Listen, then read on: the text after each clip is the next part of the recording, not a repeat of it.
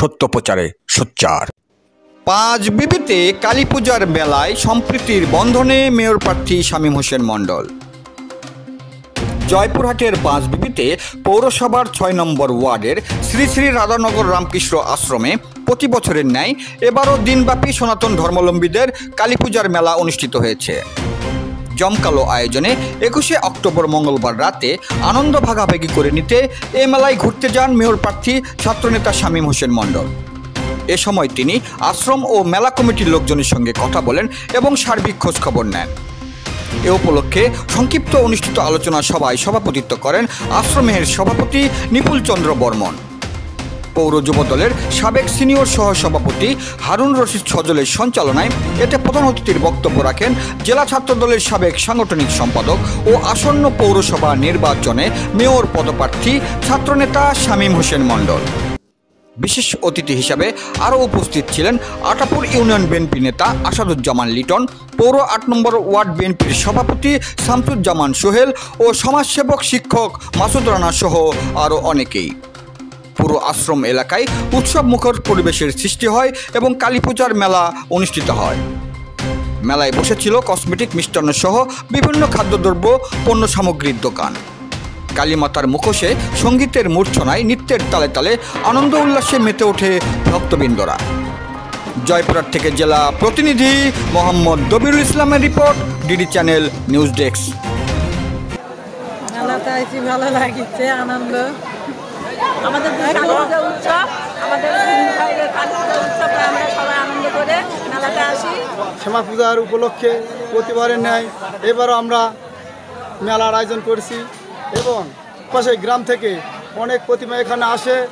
আজকের আমাদের অনুষ্ঠানে প্রধান অতিথি হিসাবে শামীম ভাই আমাদের মাঝে উপস্থিত হয়ে আমরা নিজেকে ধন্য মনে করতেছি এবং শামীম ভাইয়ের সার্বিক সহযোগিতায় অনুষ্ঠান পরিচালনা করতেছি। আজকের শ্রী শ্রী রামকৃষ্ণ আশ্রমে কালীপূজার যে আপনাদের এই অনুষ্ঠানের আসতে পেরে নিজেকে ধন্য মনে করি এবং আজকে আমাকে যারা দাওয়াত করেছেন তাদের প্রতি কৃতজ্ঞতা প্রকাশ করি।